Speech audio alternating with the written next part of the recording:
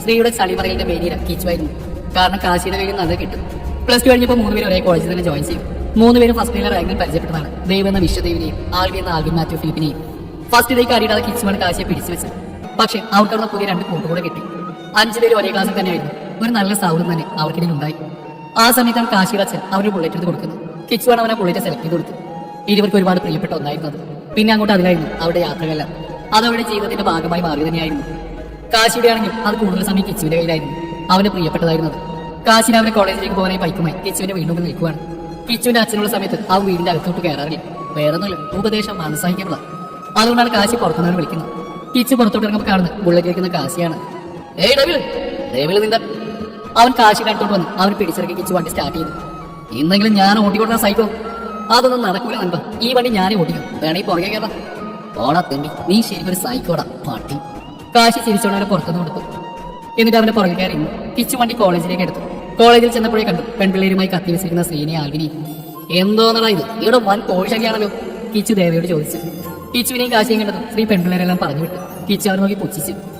നീ അങ്ങനെ പുച്ഛിക്കുന്നു വേണ്ട, അവരെ എന്റെ ഫാൻസാ. ഓ പിന്നെ നിന്റെ കുറെ ഫാൻസ്, ഒന്ന് പോടപ്പാ. നീ പോടാ. അവരങ്ങനെ സംസാരിച്ചിരിക്കുമ്പോഴാണ് ഒരു പയ്യൻ അവർക്കടുത്തേക്ക് നടന്നു വരുന്നുണ്ട്. ഹായ് കാശ്നാഥ്. അവൻ കിച്ചുവിന് കൈ കൊടുത്തു. ഹായ് റാം. കാശി വെച്ച് ബാക്കിയുള്ളവർ ഇതാണ് നമുക്ക് നോക്കുന്നുണ്ട്. ഇതേതാണ് ഈ സാധനം? ശ്രീ കാശിയുടെ ചെവി ചോദിച്ചു. ഇത് അവന്റെ അമേരിക്കൻ ഫ്രണ്ട് റാം, ന്യൂ അഡ്മിഷനാ, ഇന്നലെ കിട്ടിയതാ. കാശിയുടെ മുഖത്ത് അവനോടുള്ള എല്ലാ ഇഷ്ടക്കേടുണ്ടായിരുന്നു. ഓ ലവനായിരുന്നു ഇവൻ. ആ അവൻ തന്നെ. അത് കാരണല്ലേ പലപ്പോഴും ക്ലാസ്സിൽ വരണം. കാശി പറയുന്നിട്ട് ശ്രീ അവനെ പുച്ഛിച്ച് കാട്ടി. റാം അന്ന് ബാക്കിയുള്ളവരെയും പരിചയപ്പെട്ടു. പരിചയപ്പെടുന്നതിനിടയ്ക്ക് കാശി അവരെ കൈ പിടിച്ചും തിരിക്കാനും മറന്നില്ല. അങ്ങനെ റാം അവരുടെ കൂടെ കൂടി അവരവരുടെ കലാലയ ജീവിതം ആസ്വദിക്കുകയായിരുന്നു. അതിന്റെ അടുക്കള ഏക പ്രശ്നം എന്താണെന്ന് വെച്ചാൽ കാശിക്ക് റാമിനെ അത്രയ്ക്ക് പിടിക്കുന്നുണ്ടായിരുന്നില്ല. അവൻ അമേരിക്കൻ കളിച്ചത് കാശിക്ക് ഇഷ്ടപ്പെടുന്നുണ്ടായിരുന്നില്ല.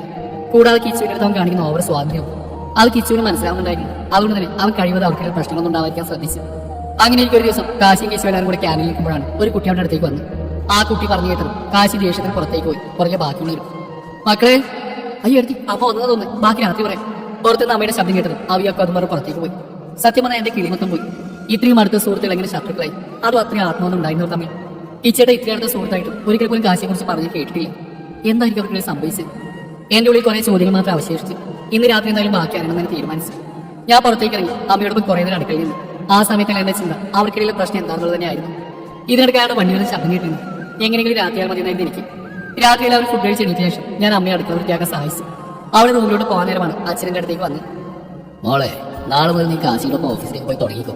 ഞാൻ അതിനുള്ള അറേഞ്ച്മെന്റ്സ് എല്ലാം ചെയ്തിട്ടുണ്ട്. അത് അച്ഛൻ ഞാൻ ഇന്ന് പനി കളിച്ചു. കാരണം സിദ്ധു ഇല്ലാതെ എനിക്ക് ചോദിക്കാൻ താല്പര്യമില്ലായിരുന്നു. മോളൊന്നും പറയണ്ട. പിന്നെ നിന്റെ പ്രശ്നം സിദ്ധു അല്ലേ? അവനും നിനക്ക് നമ്മുടെ കമ്പനിയിൽ ഒരുമിച്ച് തന്നെ ജോലി ശരിയാക്കിയിട്ടുണ്ട്. ഇനി അതൊത്ത് പേടിക്കണ്ട കേട്ടോ. അച്ഛൻ എന്റെ തലത്തോട് പറഞ്ഞു.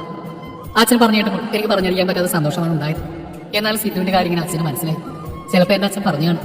എന്തായാലും ഞാനൊരു ജോലി ആഗ്രഹിച്ചിരുന്നു. മൈൻഡ് കുറച്ച് റിലാക്സ് ആകുമല്ലോ.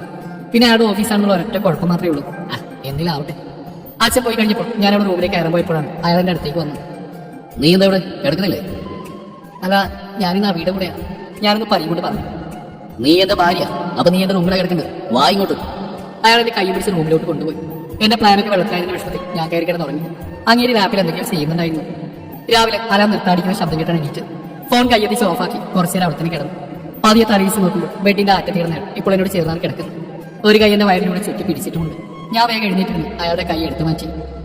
സമയം 5:15. അപ്പൊ 5 മണി മുതൽ വെച്ച് അലാറം ഇത്ര നേരം കിടന്ന് അടിക്കുമായിരുന്നു. ഞാനൊന്നും അറിഞ്ഞില്ലല്ലോ. ഇപ്പോഴെങ്കിലും എണീറ്റല്ലോ, സമാധാനം. അല്ല അലാം ഇത്ര അടിച്ചിട്ട് ഇയാൾക്കൊരു കുലുക്കില്ല ഭഗവാനെ. പതിയെ എഴുന്നേറ്റ് ജനാലയുടെ അടുത്തേക്ക് ചെന്നു. ജനൽ തുറന്നു. പതിയെ പുറത്തെ തണുപ്പ് ദേഹത്തേക്ക് അരിച്ചു കയറി. വല്ലാത്തൊരു ഫീൽ. ചീവീടിന്റെ ശബ്ദമൊക്കെ കേൾക്കും. രാവിലെ എഴുന്നേറ്റ് കുളിച്ച് തണുപ്പിൽ ചൂട് ചായ മൂതി കുടിച്ചുകൊണ്ട് പുറത്തെ പ്രകൃതിയിലെ കാഴ്ചകൾ കണ്ടുകൊണ്ടിരിക്കാൻ ഒരു പ്രത്യേക സുഖമാണ്. ഇപ്പൊ രാവിലെ എണീക്കാനേ മടിയത്. കുറെ കാലം ഈ സമയത്തൊന്നും കണ്ടിട്ട്. സമയങ്ങളത് വേഗം കുളിച്ച് ഫ്രഷായിട്ട് ഇറങ്ങി. ആരും എഴുന്നേറ്റില്ലാന്ന് തോന്നുന്നു. ഞാൻ ചെന്ന് എല്ലാവർക്കും ചായ ഇട്ട് ഒരു കപ്പിലേക്ക് ചായ പേർന്ന് മുകളിലേക്ക് കയറി. ടേബിൾ വെച്ച് എന്റെ ഫോൺ എടുത്ത് ബാത്റൂമിലേക്ക് നടന്നു. അയാൾ ഇപ്പോഴും ഉറക്കം തന്നെയാണ്. ചാരു കസേരയിൽ നിന്ന് ചായ പതിയെ ഊതി കുടിച്ചു. പുറത്തെ തണുപ്പ് മൂക്കിലേക്ക് ആവാഹിച്ചു. വല്ലാത്തൊരു സന്തോഷം എന്നിലേക്ക് വന്ന് നിറയുന്ന പോലെ. ഞാൻ ചായ മുത്തി കുടിച്ചുകൊണ്ട് തന്നെ ഫോൺ എടുത്ത് സിദ്ധുവിൽ വിളിച്ചു. 3-4 വട്ടം ട്രൈ ചെയ്തിട്ടാണ് ചെക്കൻ ഫോൺ അറ്റൻഡ് ചെയ്തത്. എന്താടി കുട്ടിപ്പിശാചേ? ഫോൺ എടുത്തോളം തന്നെ മറുപുറത്ത് നമ്മുടെ അലർച്ച കിട്ടി. Cool down my boy. എടി നീ രാവിലെ തന്നെ നിന്റെ ഓഞ്ഞ കിണി കളിപ്പിക്കുകയാണെന്ന് വിളിച്ചത്. വലിയ ഉറങ്ങാനും സമയമില്ല. ശല്യം. ഒന്ന് പോയണം, നീ അത് ഉറങ്ങിയാൽ മതി. നിന്നൊരു പ്രധാനപ്പെട്ട കാര്യമാണ് ഞാൻ വിളിച്ചത്. അപ്പൊ അവൻ കട്ടിൽ നിന്ന് എണീറ്റ് ആ ഉറക്കിപ്പിച്ചൊക്കെ മാറട്ടെ. ഓ നീ നമ്മളെ ജോലിയുടെ കാര്യം പറയണോ വിളിച്ചേ? അത് നീ അറിഞ്ഞു? നിന്റെ അമ്മായിയമ്മ വിളിച്ചു പറഞ്ഞു. ആ ചെക്ക എന്റെ പാവ അമ്മയപ്പനെ പറഞ്ഞാണ്ടല്ലോ എന്റെ സ്വഭാവം പറഞ്ഞേക്കാം. അല്ല പിന്നെ എന്തുകൊണ്ടാണ് അവസാനത്ത് എന്റെ അമ്മായിപ്പനെ വിളിച്ച് നിർത്തും ജന്തു? നീ പോത്തെ ഞാൻ പറയുന്ന കൂടി കേൾക്കും. നീ പോണ മരപ്പെട്ടി എന്താണെന്ന് വെച്ചാൽ പറഞ്ഞു തുറക്ക്. എന്നാൽ നിന്റെ അമ്മായിപ്പൻ്റെ അച്ഛനും പിന്നെ നിന്റെ അച്ഛനും കൂടെ ഡിസ്കസ് ചെയ്ത് തീരുമാനിച്ച കാര്യമാണ്. നമ്മൾ രണ്ടുപേരും ഒരു കമ്പനി ജോലി ചെയ്യിപ്പിക്കാം. അതിനവർ കണ്ടുപിടിച്ച ഐഡിയ ആണ് നിന്റെ കിട്ടിയത്. അങ്ങയുടെ കമ്പനി ആകുമ്പോൾ നമ്മളെ കഴിക്കാൻ കാശായിട്ട് ഉണ്ടാകും പോലും. അച്ഛനോട് പറഞ്ഞപ്പോൾ ഞാൻ ആദ്യം സമ്മതിച്ചില്ല. പിന്നെ നിന്റെ ഫാദറിനെ വിളിച്ച് കൺവിൻസ് ചെയ്യിപ്പിച്ചു. ഓഹോ അപ്പൊ അങ്ങനെയാണ് കാര്യം അല്ലേ? അല്ല ഇതൊക്കെ നീ ഇന്നലെ അറിഞ്ഞിട്ട് എന്നെ എന്താ വിളിച്ച് പറയാത്തത്? ഞാൻ നിന്നെ ഇന്നലെ രാത്രി വിളിച്ച നീ നല്ല ഉറക്കാതെ നിന്നെ കിട്ടിയ ഫോൺ എടുത്ത്. എന്നിട്ട് അങ്ങേര് പറഞ്ഞു നീ ഉറങ്ങാണെന്ന്. എന്നിട്ട് എന്നോട് പോയി കിടന്നുറങ്ങാനും പറഞ്ഞു. ഞാനപ്പോൾ തന്നെ ഫോൺ വെച്ച് അയാളുടെ സൗണ്ട് കേട്ടപ്പോൾ തന്നെ ഞാൻ ചെറുതായിട്ട് വരുന്നുണ്ട്. ഇനി അയാൾ അണ്ണാക്കിലോട്ടാണ് കയറി ചെയ്യുന്നത്. അതാലോചിച്ചിട്ടാ വീതി. അതാ ഇനി മുതൽ അയാളെ ഓഫീസിൽ സൈക്കിൾ നാശം പിടിക്കാം. പിന്നെ സീറ്റ് വേറെ കാര്യം ഞാൻ അറിഞ്ഞു കേട്ടോ. എന്ത്? കാശിയും കിച്ചണും തമ്മിൽ റിലേഷൻ അവനെ അപ്പനെ പിടിച്ചിട്ട് പറയിപ്പിച്ചു. നീ അവർക്ക് കിച്ചണിനെ പറ്റി അറിയോ? അറിയും. പിന്നെ ഞാൻ ഇന്നലെ വീട്ടിൽ നടന്ന കാര്യം അവിയാക്കും പറഞ്ഞു അവരോട് പറഞ്ഞു. അത് കേട്ടാണെങ്കിൽ കുറേ സമയത്തേക്ക് അവരൊന്നും മിണ്ടിയില്ല. സിധു കേൾക്കണ്ടേ, നീ പറഞ്ഞൊക്കെ വെച്ച് നോക്കുമ്പോൾ അവരുടെ ഇടയിൽ കാര്യമായിട്ട് എന്തൊക്കെയോ സംഭവിച്ചിട്ടുണ്ട്. അതെന്താണെന്ന് കൂടി അറിയണം. അവർ രണ്ടുപേരോടും പെട്ടെന്ന് തന്നെ കാര്യങ്ങൾ ചോദിച്ചറിയണം. അതിൽ അവസരം കിട്ടട്ടെ. ഇന്ന് രാത്രി ചോദിച്ചറിയെന്ന് വെച്ചപ്പോൾ അയാൾ എന്റെ കയ്യാലെ റൂമിലേക്ക് പിടിച്ചോണ്ട് വന്നു. കാശില്ലാത്ത തക്ക നോക്കി വേണമെല്ലാം അറിയാം. എന്താന്ന് വെച്ചാൽ നീ നോക്കിയാണ് ചെയ്യും. പിന്നെടാ നീ എന്നെ പിക്കാൻ വരൂലേ? കൃത്യം 7:00 എത്തിക്കണം കേട്ടല്ലോ. ഓ ശരി വേണം. ഞാൻ കുറച്ചു നേരം ഉറങ്ങട്ടെ. സമയം അങ്ങനെ ഉള്ളൂ. ശരി ഞാൻ വെക്കുക. അവനോട് എല്ലാം പറഞ്ഞു കഴിഞ്ഞപ്പോഴേക്കും ഒരാശ്വാസം. ഫോണിൽ ഹെഡ്സെറ്റ് കുത്തി കുറച്ചേരം പാട്ടും കേട്ടി വന്നു. പിന്നെ സമയം 6 മണിക്കായപ്പോൾ റൂമിലേക്ക് ചെന്നു. കട്ടിലെ ആളില്ല. ബാത്റൂമിൽ നിന്ന് വെള്ളം വീഴുന്നുണ്ട്. എണീറ്റാണ്. ഇനി അത് കസത്ത് കഴിഞ്ഞിട്ട് താഴേക്കാണ്. ഞാൻ അടുക്കളയിലേക്ക് ചെന്നപ്പോൾ അമ്മയുണ്ട് അവിടെ. മോളെ നേരത്തെ എണീറ്റാലേ ചായ നന്നായിരുന്നു കേട്ടോ. അമ്മ അത് പറഞ്ഞപ്പോൾ എനിക്ക് വല്ലാത്ത സന്തോഷം തോന്നി. കാരണം വീട്ടിലാണെങ്കിൽ അമ്മ ഏട്ടനൊക്കെ ചായ വല്ലാത്ത പുച്ഛമാണ്. എനിക്ക് ചായ അല്ലാതെ വേറെ ഉണ്ടാക്കാറില്ലെന്ന് പറയും കളിയാക്കൽ വേറെ. പണിയൊന്നും അറിയില്ലെങ്കിൽ അമ്മയെ സഹായിച്ച് അവിടെ ചുറ്റിപ്പറ്റി നിന്നു. 7 മണിക്ക് ആയപ്പോഴേക്കും അപ്പ എഴുന്നേറ്റ് വന്നു. അവന് ചായ കൊടുത്തപ്പോൾ എന്നെ നല്ല പൊക്കലായിരുന്നു. അതെനിക്ക് നന്നായിട്ട് സുഖിക്കുകയും ചെയ്തു. അയാൾക്കുള്ള ഗ്രീൻ ടീ അക്ക് തന്നെ പോയി കൊടുത്തു. ഞങ്ങളെല്ലാവരും ബ്രേക്ക്ഫാസ്റ്റ് കഴിക്കായിരുന്നപ്പോഴാണ് സിദ്ധു വന്ന്. അവർ അകത്തേക്ക് വരാൻ മടിച്ചെങ്കിലും അമ്മ വിളിച്ചപ്പോൾ അകത്തേക്ക് കയറി. അവർ നിർബന്ധിച്ച് ബ്രേക്ക്ഫാസ്റ്റ് കഴിപ്പിച്ചു. അമ്മ അച്ഛനോടൊക്കെ വലിയ കാര്യം പോലെ പറയുന്നുണ്ട്. ഞാനാണ് രാവിലെ ചായ ഉണ്ടാക്കിയത്. അച്ഛൻ നന്നായിട്ടുണ്ടെന്ന് പറഞ്ഞു. അയാളെ നോക്കിയപ്പോൾ ഒരു പുച്ഛഭാവം.